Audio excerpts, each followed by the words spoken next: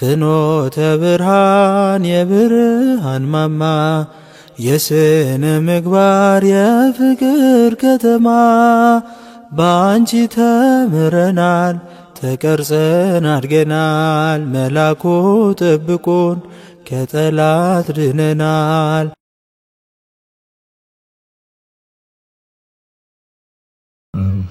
ወወልድ ወመንፈስ ቅዱስ አሐዱ አምላክ አሜን። እንደምን ሰነበታችሁ? እንደምን አረፈዳችሁ? አሜን።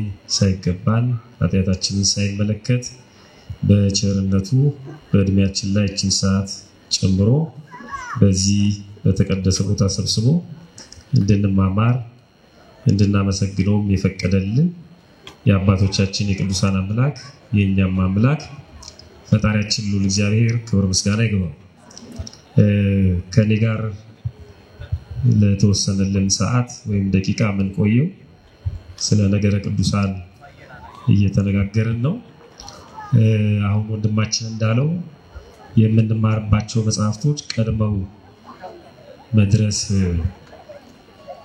ቢኖርባቸው ግን ትምህርት ላይ ወይም እንደዚህ ማብራሪያ ሲሰጥ መጽሐፉን ይዘን ባንመጣ ባንጠቀምበት ጥሩ ነው። ምክንያቱም የግድ መጽሐፉ ላይ ያለውን ማብራራት ብቻ ከሆነ እናንተም እያነበባችሁ ልትጠይቁ ትችላላችሁ። ግን መጽሐፉ ላይ ተዘርዝሮ ስለማያልቅ የምናነሳቸው ጉዳዮች መምህራን መጽሐፉን ተመልክተው ከዛ አውድ ሳይወጡ ተጨማሪ ዕውቀቶችን ቢያስጨብጡ ለእናንተ ስለሚጠቅም ማስታወሻ የያዛችሁ ብትከታተሉና ያንን ስታነቡት የያዛችኋቸው ማስታወሻዎች ወይም መምህራኑ የሚነግሯችሁ የዛ ዶክመንት ወይም የዛ ዝግጅት ቁልፎች ይሆናሉ ማለት ነውና እንደዚህ አይነት መለመድ አለበት። መምህሩም በመጽሐፉ ቅደም ተከተል እንዳለ ያነበበ ላይ ያስተምር ይችላልና ይሄ ጥሩ ነገር ስለሆነ ሁለት ዕውቀት ነው የምታገኙት ማለት ነው። መምህራኑ ቆመው የሚነግሯችኋል፣ መጽሐፉ ላይ ተጻፋል፣ ስትጠይቁ ደግሞ የሚብራራላችሁ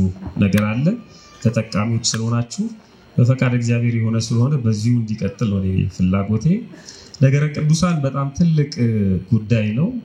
እንግዲህ ነገረ ቅዱሳን ማለት ይሄ አሁን የቅዱሳን ጥናት ማለት ነው ባጭሩ።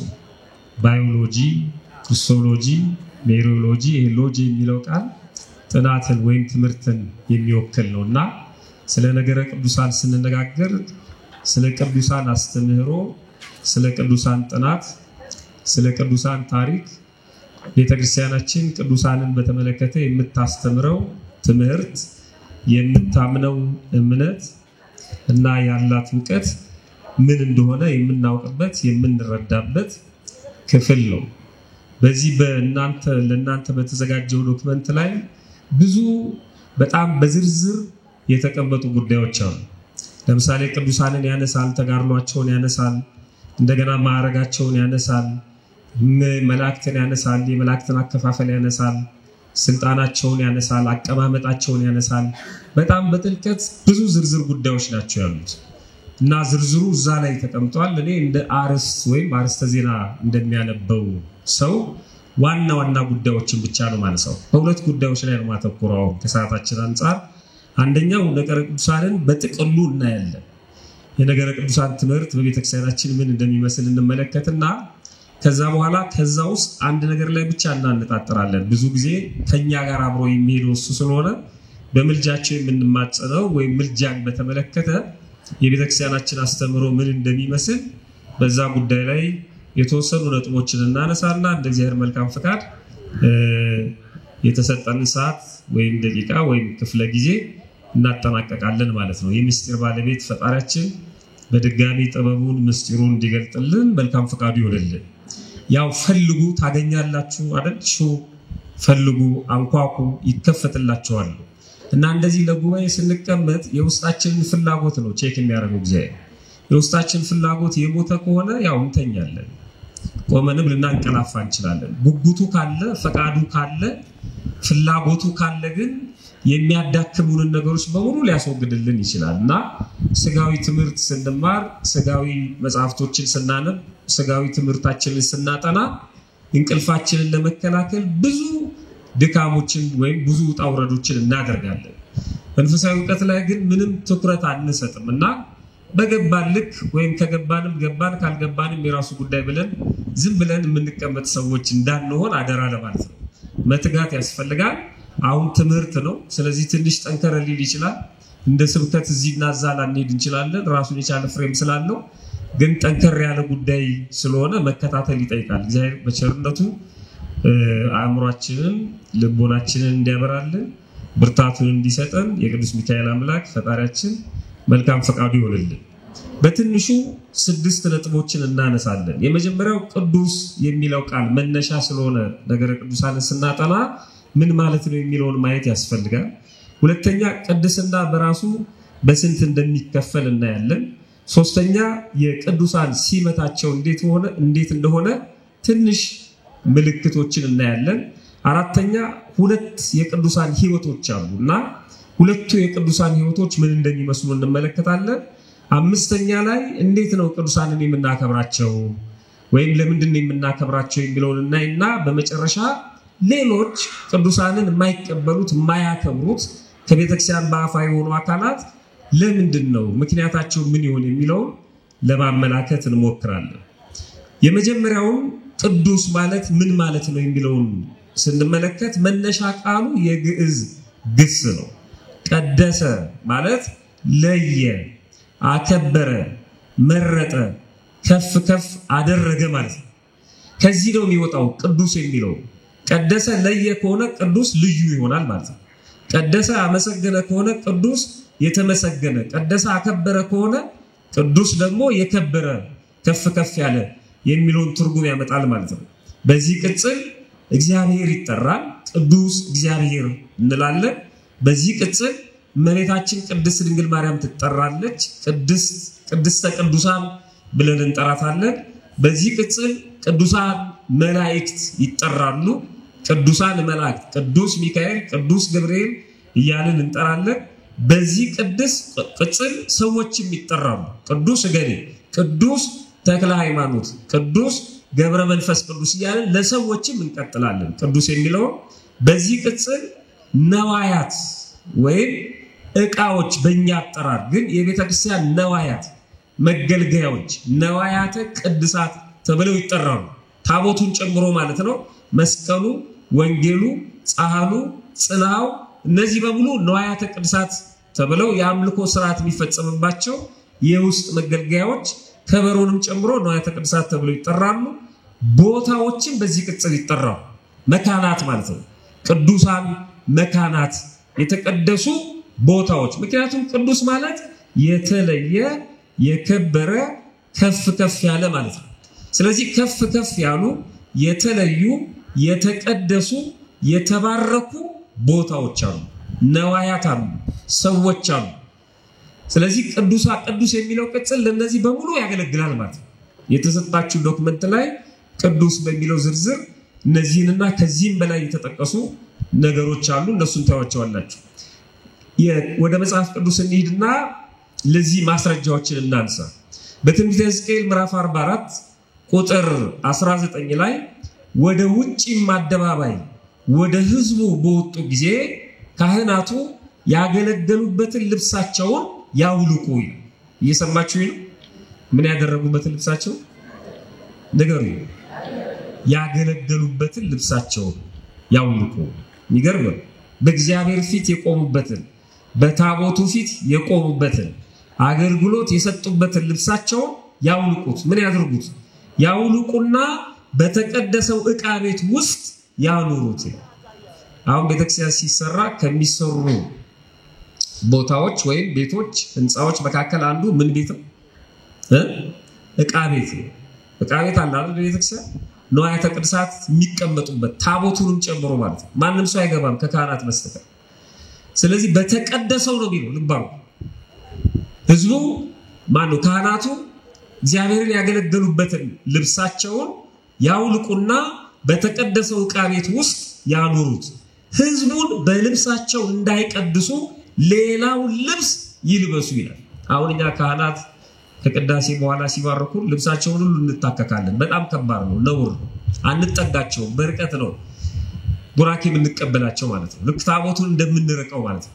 ህዝቡን በዛ ልብስ በህዝቡ መካከል እንዳይገኙ መብል መጠጥ ሊኖር ይችላል የደስታ ተካፋይ ሊሆኑ ይችላሉ ያንን አውልቀው የራሳቸው ያም የክህነት ልብስ ቢሆንም ያንን አውልቀው ግን በዕቃ ቤት ያኑሩት ወደ ቅዳሴ ከመግባታቸው በፊት ልብሱ ላይ ጸሎት ይደረጋል ከዛ በኋላ ከጨረሱ በኋላ በክብር ይቀመጣል ጌታችን መድኃኒታችን ኢየሱስ ክርስቶስ የለበሰው ልብስ ሐዋርያት የለበሱትን ልብስ ህመምተኞች እየነኩ እየዳሰሱ ይፈወሱ ነበር አይደል ስናምን ይደረግልናል ማለት ነው ስለዚህ መንፈስ ቅዱስ ወይም እግዚአብሔር የተገለገለበት የተቀደሰ ልብስ ስለሆነ ሁለተኛ ጴጥሮስ ምዕራፍ 17 ይሄ እንግዲህ ልብሶቹን ዕቃ ቤቱን ተመልክተናል ሁለተኛ ጴጥሮስ ምዕራፍ 17 ቁጥር 17 ላይ ደግሞ መካናት ቦታዎች ቅዱስ እንደሚባሉ መነሻ ሐሳብ ይሰጠናል በዚህ በደብረ ታቦር ተራራ ላይ የሆነውን ሲነግረን ቅዱስ ጴጥሮስ ከገናናው ክብር በእርሱ ደስ የሚለኝ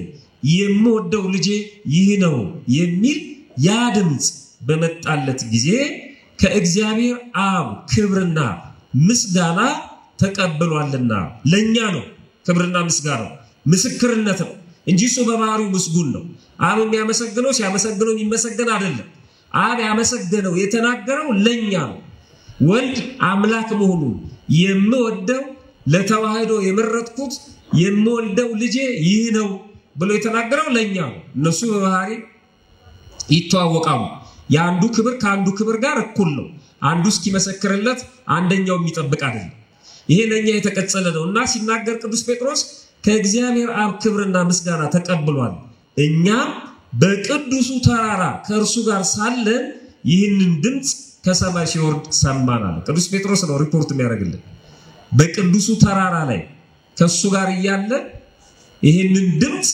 ሰማን በየትኛው ተራራ ላይ አለ በቅዱሱ ተራራ ላይ ስለዚህ ደብረ ታቦር ምን አይነት ተራራ ቅዱስ ተራራ ለዚህ ነው ይሄድን ምንሳለመው ማለት ነው ምክንያቱም ቅዱስ እግዚአብሔር የቀደሰው መንፈስ ቅዱስ የወረደበት ተራራ ስለሆነ ግዑዛን የሆኑት ነዋያትም ቤቶችም እንደገና ደግሞ ቦታዎችም ቅዱስ እንደሚባሉ መጽሐፍ ቅዱስ ይነግራል የቅዱሳን የመላእክት የእግዚአብሔር የእመቤታችን አሁን አላነሳው የለቀባሉ ማርዳት ስለሆነ ማለት ነው ሁለተኛው ቅድስና በስንት ይከፈላል የሚለው እንዴ ቅድስና በስንት ይከፈላል በሁለት ይከፈላል ቅድስና በሁለት ይከፈላል አንደኛው የባህሪ ይባላል የባህሪ ማለት ያልተሰጠ የማይወሰድ አብሮት የነበረ ማለት ነው የዚህ ቅድስና ባለቤት እግዚአብሔር ብቻ ነው ቅድስና ተሰጥቶት አይደለም ይዞት ነው የተገኘው ቅድስና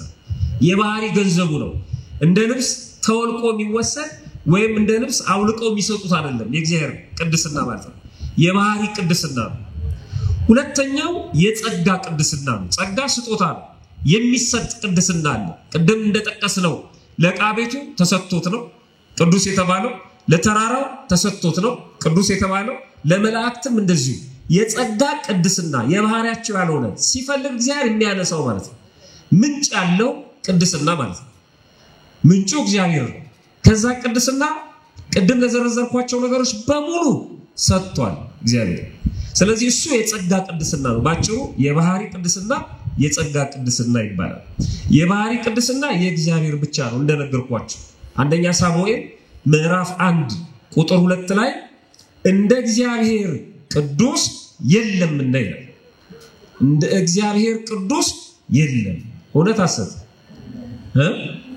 መቤታችንስ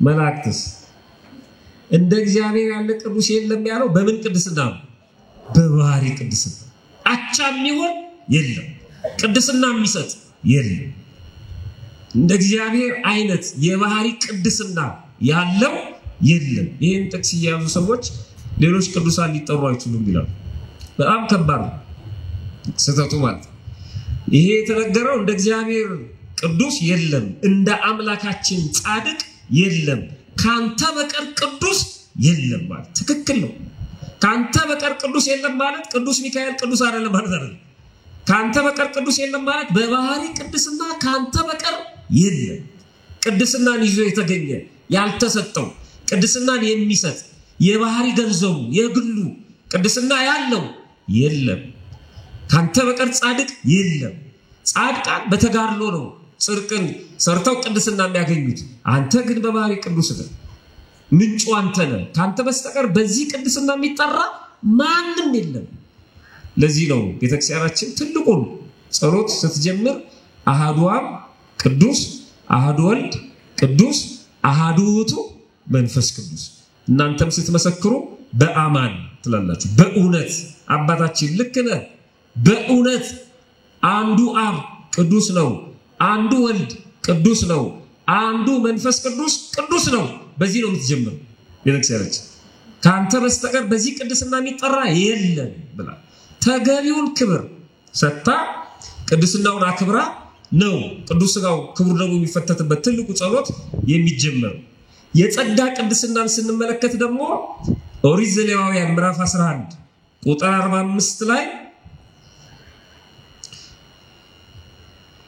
እኔ አምላካችሁ እሆን ዘንድ ከግብጽ ምድር ያወጣኋችሁ እግዚአብሔር ነኝ እንግዲህ እኔ ቅዱስ ነኝና እናንተም ቅዱሳን ሁኑ ይኸው እንደሚሰጥ ቅድስና ለሌሎች እንደሚሰጥ ተናገረ አንተ ብቻ ነህ ትክክል ናችሁ እኔ ብቻ ነኝ ትክክል ነው ግን እኔ ቅዱስ እንደሆነ እናንተም ደግሞ ምን ሆነዋል ቅዱስ ሆነዋል ግን እንደ ቀበሌ ምርጫ በእጅ አይደለም ቅድስና የሚሰጥ ችግሩ እሱ ከዛሬ ጀምሮ ገሌ ቅዱስ አርገዋል አይባል እሱ ሂደት አለ ይሄ ቃል ብቻ በነገራችን ላይ በመጽሐፍ ቅዱስ ከ7 ጊዜ በላይ ተጽፏል ቅዱሳን ሁኑ የሚለው ቃል እናንተ ፈልጉና ማየት ትችላላችሁ በጸጋ የተሰጣቸው ይሄ ቅድስና ብቻ አይደለም መቀደስ ወይም ቅድስና እንደ አንድ ፓኬጅ ውሰዱት በውስጡ ብዙ ኤሌመንቶች አሉት አንድ ሰው ቅዱስ ከሆነ መባረክ ይችላል አንድ ሰው ቅዱስ ከሆነ መፈወስ ይችላል አንድ ሰው ቅዱስ ከሆነ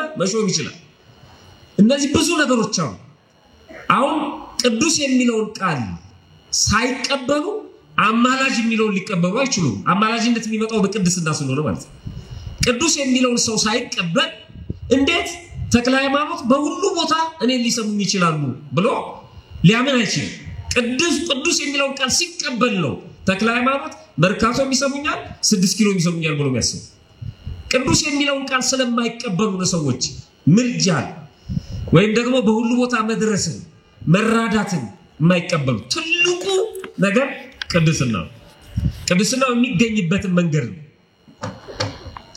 ስለዚህ ይሄ የተሰጣቸው ቅድስና ብዙ ነገሮችን አብሮ እንዲሰጣቸው ወይም እንዲያገኙት ምክንያት ሆኗል ቅድስና ብቻ አይደለም ለምሳሌ በትንሹ 5 ነገሮች አሏቸው ቅዱሳን መላእክትንም በሉ መሬታችንን ጨምሮ ጻድቃን ሰማዕታት የምንጠራቸው ቅዱሳን በመጽሐፍ ቅዱስ የተጠቀሱት ከቅድስናቸው የተነሳ ማለት ነው ቅድም እንደነገርኳችሁ በጸጋ በተሰጣቸው ቅድስና 5 ነገሮች አሁን እናያለን ከዛ በላይ ናቸው ለምሳሌ መፍረድ ይችላሉ ምን ይችላሉ አልኳችሁ መፍረድ ይችላሉ በጣም የሚገርም መፍረድ የእግዚአብሔር የባህሪ ገንዘቡ ነው ትክክል ግን ቅዱሳንም ይፈርዳሉ የቅድስና ውጤት ነው ያላቸው የቅድስና ውጤት ይሄን እንዲያደርጉ ያስችላቸዋል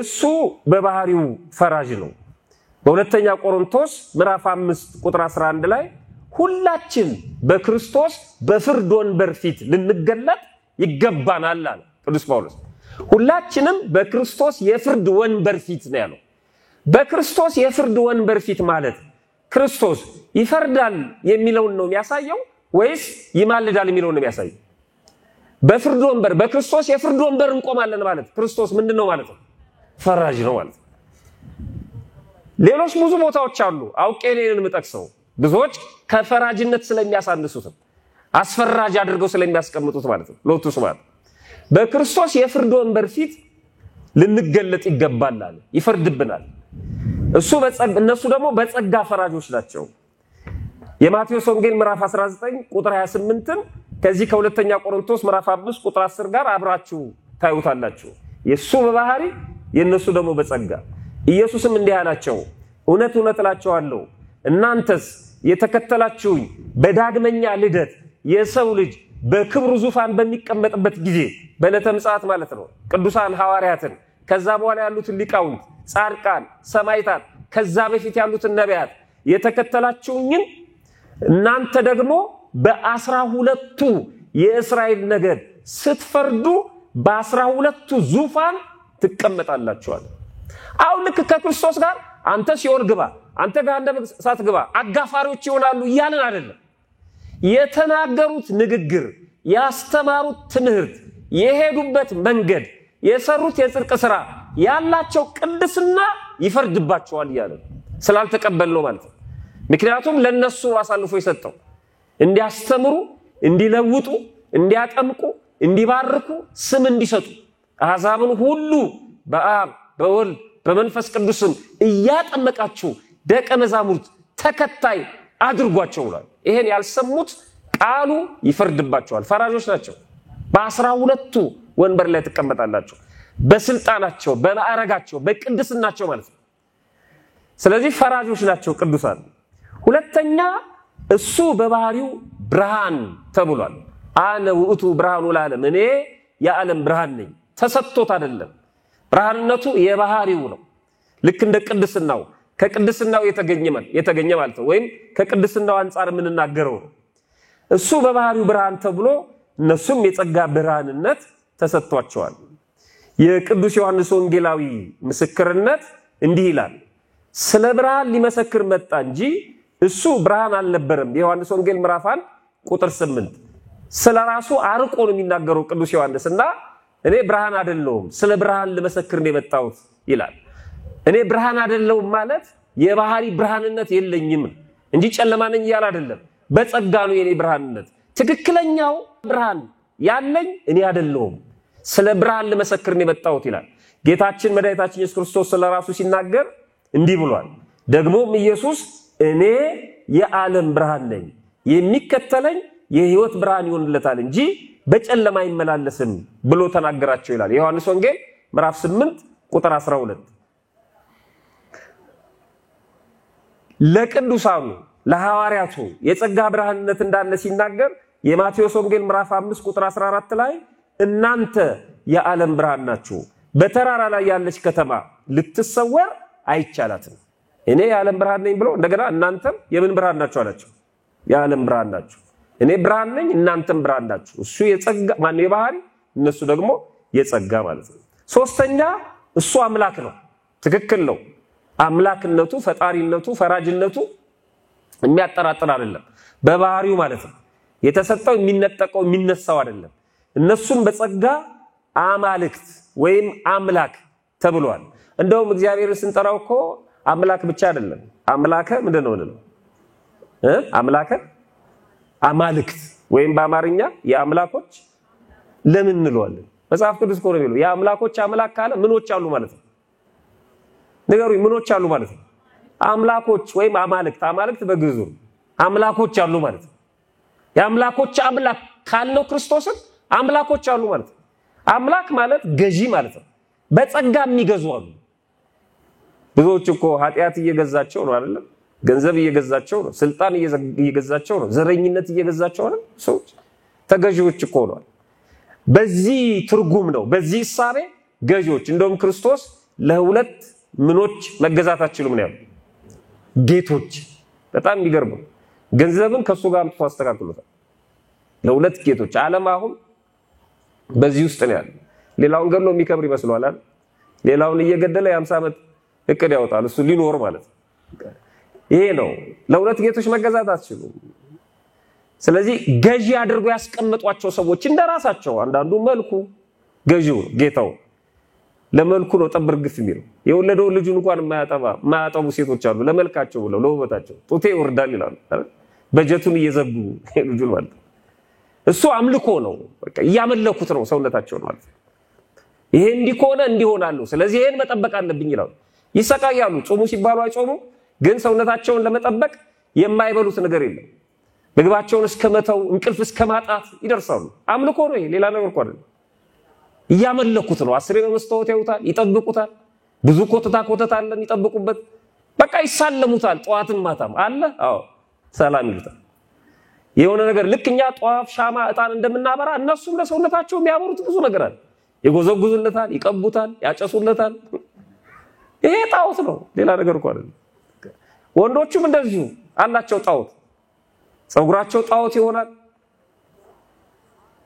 ሌላ ነገር ጣዖት ብዙ አይነት ጣዖት አለ ለሁለት መገዛት አይቻልም ይላል ስለዚህ በጸጋ አማልክት ቅዱሳን ተብለዋል ሲባል ከዚህ ያነሱ አይደሉም ማለት ነው ገንዘብ ጣዖት ስልጣን ውበት ሌሎችም አምላክ ሆኖ ሰዎችን ካንበረከኩ ቅዱሳንማ እንዴት ነው የጸጋ አማልክት የማይባሉት እነዚህ ቅዱሳን እሱ የባህሪ አምላክ ሆኖ ለነሱ የጸጋ አምላክነት ሰጥቷቸዋል ኦሪት ዘዳግም ምዕራፍ 6 ቁጥር 10 ላይ እስራኤል ሆይ ስማ አምላካችን እግዚአብሔር አንድ እግዚአብሔር ነው